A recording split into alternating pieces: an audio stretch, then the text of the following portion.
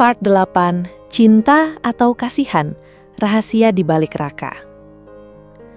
Hari-hari berikutnya seperti hujan yang jatuh perlahan, tidak beras tapi cukup untuk membuat baju basah dan hati kedinginan. Susanti duduk di teras menatap hujan sore. Di tangannya ada segelas teh manis yang rasanya berubah sejak pagi tadi, entah kenapa. Arya belum pulang dari Jakarta. Katanya 3 hari, ini sudah hari keempat. Tidak ada kabar, tidak ada pesan. Tapi bukan itu yang membuat Susanti gelisah. Yang membuatnya gelisah adalah rasa percaya. Rasa itu baru tumbuh, masih kecil, tapi sudah mulai manja, mulai mengganggu pikiran. Aku suka kamu. Kalimat itu seperti anak kecil yang terus main jungkat-jungkit di kepala. Aku bukan proyek amal, bisik Susanti sendiri. Tapi di dalam hatinya, ia ingin jadi proyek seumur hidup Arya. Pagi harinya Susanti membuka warung kecil milik ibunya lebih awal.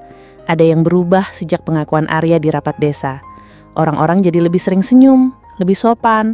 Bahkan Bu RT yang dulu seperti sensor moral kampung, sekarang suka pura-pura nyapa saat lewat, walaupun tetap tidak beli apa-apa. Apa karena mereka tahu aku bakal punya suami? Pikir Susanti, pahit. Tapi yang paling bikin Susanti heran adalah dirinya sendiri. Ia merasa tenang. Untuk pertama kalinya sejak cerita buruk itu dimulai, perut besarnya tidak lagi terasa seperti beban. Lebih seperti penanda bahwa ada masa depan.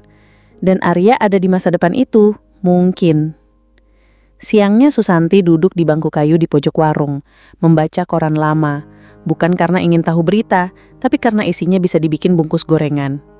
Tiba-tiba terdengar motor berhenti.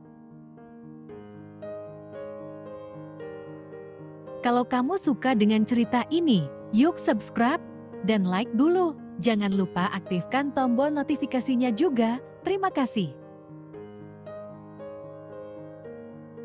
Arya. Kaos putih, celana jeans, rambut agak kusut, tapi senyum masih sama. "Masuk, masuk, jangan so asing," teriak Ibu Susanti dari dapur. Arya tertawa, lalu berjalan masuk, bawa tas kecil, dan sesuatu di matanya yang bikin Susanti bingung. Lelah tapi hangat, kayak habis pulang dari tempat jauh yang bikin kangen tapi juga pengen lari. Mereka duduk di bangku yang sama, hening beberapa detik. "Aku kira kamu gak balik," kata Susanti pelan. "Aku kira kamu akan marah kalau aku balik telat," jawab Arya. Susanti tersenyum, tapi tidak langsung. Ada jeda, seperti kereta lambat yang akhirnya jalan juga. "Kamu bawa apa dari Jakarta?" tanya Susanti. "Selain rindu?" Arya garuk kepala. "Laporan dan satu hal." Susanti menunggu, tapi Arya hanya menatapnya, tidak bicara. Tatapannya membuat jantung Susanti berdetak lebih cepat, tapi juga bingung. "Apa?" tanyanya. "Boleh nanti aja. Sekarang aku cuma pengen duduk di samping kamu." Susanti tertawa, lembut. "Hahaha, dasar aneh." Sore itu, Arya ikut bantu di warung. Cuci gelas, ngupas bawang, bikin teh. Semua dilakukan dengan gaya sok ahli.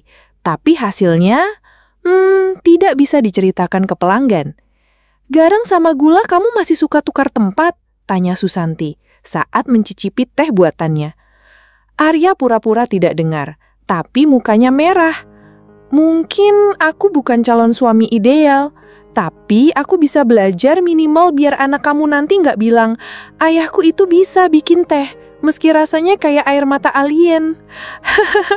Susanti tertawa, tawa yang dari perut, jujur, ringan. Lalu tiba-tiba matanya basah. "Kenapa nangis?" Arya kaget. "Karena aku bahagia. Dan itu hal yang baru buatku." Malam datang, warung ditutup, ibu sudah tidur.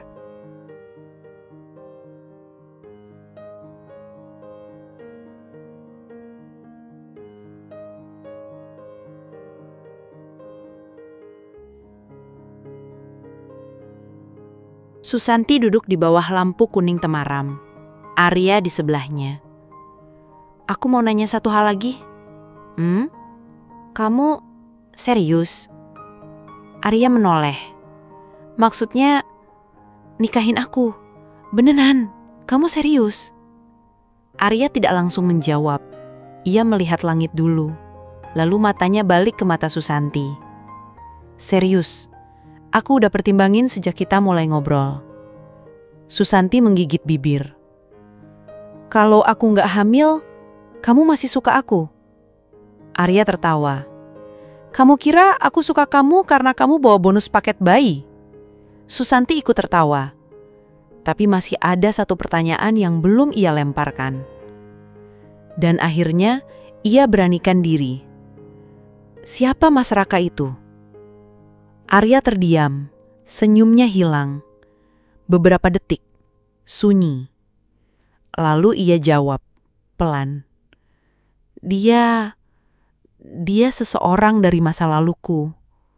Dulu, aku sempat kerja di lembaga sosial, ngurus korban pelecehan, anak-anak jalanan, perempuan dengan trauma.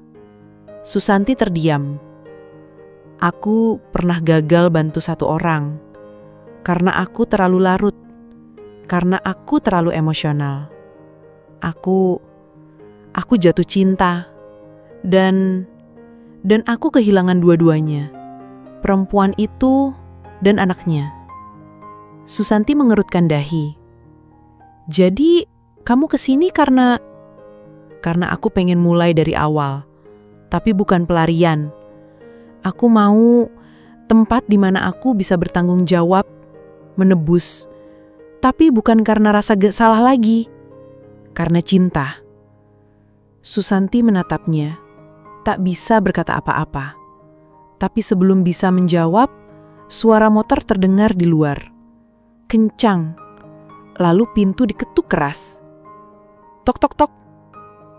Susanti dan Arya saling pandang. Bingung, kaget. Dari balik pintu terdengar suara laki-laki.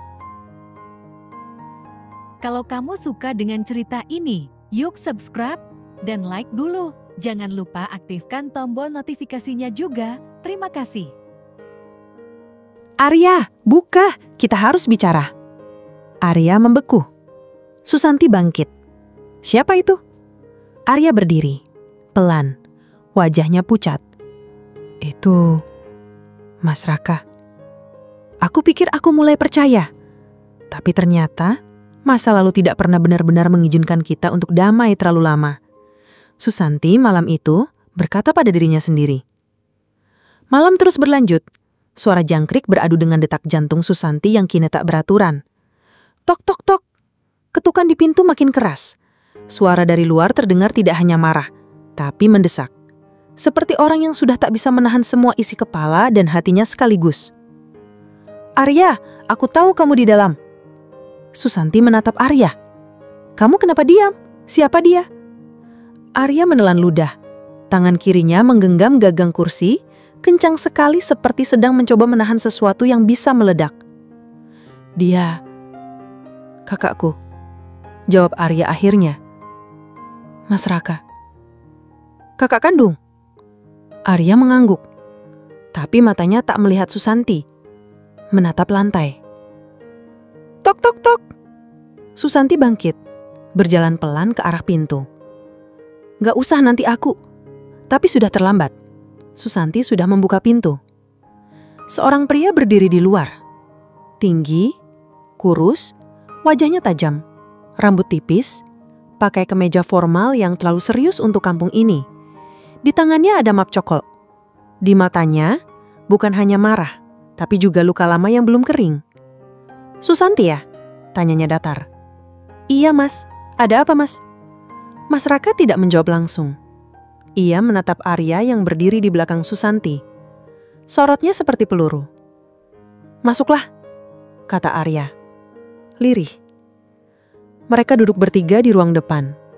Lampu remang-remang membuat bayangan wajah mereka menari pelan di dinding.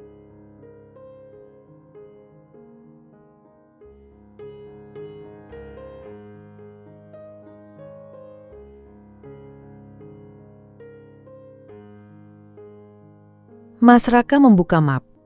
Ada foto, dokumen. Susanti tidak tahu apa isinya, tapi ia bisa mencium aroma masalah.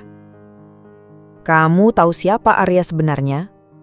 tanya Raka, menatap Susanti. Susanti menoleh ke Arya. Arya diam. Sorot matanya memohon, tapi juga pasrah. Dia bukan cuma pemuda baik yang tinggal di kampung ini. Dia dulunya pendamping trauma di Lembaga Perlindungan Psikososial. Susanti masih bingung. Dulu, dia punya kasus, sama seperti kamu. Seorang perempuan, korban kekerasan. Dia terlalu larut, terlalu dekat, lalu jatuh cinta, dan akhirnya perempuan itu bunuh diri di depan kantor. Arya menutup wajahnya dengan tangan. "Mas, stop," katanya pelan. Dia disekors, namanya dibungkam. Tapi keluarga perempuan itu tidak pernah berhenti menuntut. Susanti diam. Dunia terasa lebih sunyi dari biasanya. "Jadi kamu kesini? Ngelakuin hal yang sama lagi?" tanya Raka kali ini kepada Arya. "Kamu ulang lagi semua dari awal." Aku nggak niat ulang semua, Mas." Suara Arya pecah. "Ini beda. Aku tahu ini beda. Aku jatuh cinta bukan karena kasihan. Aku cinta karena aku cinta." Mas Raka berdiri. "Kamu nggak bisa terus kabur, Arya. Kamu nggak bisa terus cari pelarian dan panggil itu cinta." Susanti tak kuat. Ia bangkit, menatap keduanya. Matanya merah tapi tatapannya kokoh. "Sudah cukup," katanya. Keduanya menoleh kepadanya. Aku tahu semua orang punya masa lalu, termasuk aku, termasuk kamu. Tapi jangan lempar luka lama ke meja makan kami. Jangan adu trauma kayak lomba siapa yang paling berdarah." Suara Susanti bergetar, tapi ia berdiri tegak. Kalau Arya memang pernah salah, itu urusannya dengan Tuhan. Tapi di sini, sekarang, dia yang pertama bilang aku manusia. Dia yang pertama kali bilang anakku bukan aib. Mas Raka menatapnya. Wajahnya mulai berubah. Tidak setajam tadi, tapi masih sulit dibaca. Susanti menunduk sedikit, mengatur nafas. "Aku tidak butuh diselamatkan, tapi aku butuh ditemani. Kalau Arya bisa, meski dengan semua luka lamanya, aku akan pilih dia. Bukan karena dia sempurna, tapi karena dia ada." Ruangan kembali hening. Mas Raka mengambil mapnya, menatap Arya sekali lagi, lalu melangkah keluar. Tidak ada kata perpisahan, tidak ada pelukan. Hanya suara pintu yang tertutup pelan. Dan malam kembali milik mereka. Arya duduk, diam, tangan di atas lutut. Matanya sembab. Susanti duduk di depannya. "Kamu belum pernah cerita soal dia." "Aku takut kamu kabur," jawab Arya. "Aku udah pernah kabur, dan itu tempat paling sepi yang pernah aku datangi." Arya menoleh, menatapnya, lama. "Kamu beneran gak apa-apa dengan masa lalu aku?" Susanti tersenyum. "Aku udah tidur di RSJ, udah dilabrak istri orang, udah ngelus perut sambil dituduh pembawa aib. Kamu pikir cerita kamu cukup buat bikin aku lari?" Arya tertawa kecil, tawa yang lelah tapi lepas. "Kalau gitu, ayo mulai dari sini, dari kita, dari nama baru." "Nama baru?" Arya mengangguk. "Kamu nggak harus terus hidup pakai label yang dunia tempelkan. Kita bikin nama baru." Susanti tersenyum. Tapi kemudian dia teringat sesuatu. "Arya," katanya pelan. Kamu beneran mau nikah sama aku? Kamu harus kenal satu orang." "Siapa?" Arya menatapnya intens. Bapak dari anakku," jawab Susanti diiringi helaan nafas pelan. Arya tegang. "Maksudmu, kamu mau aku ketemu Dedi?" Susanti menatapnya. Dia Dia belum tahu aku masih hidup atau tidak. Aku ada di mana? Arya menunduk. Kamu masih sayang. Susanti tidak menjawab. Tapi air matanya jatuh, bersamaan dengan senyumnya. Cinta bukan soal siapa yang datang lebih dulu, tapi siapa yang tetap tinggal, bahkan setelah tahu luka kita sedalam jurang. Catatan Susanti, malam itu.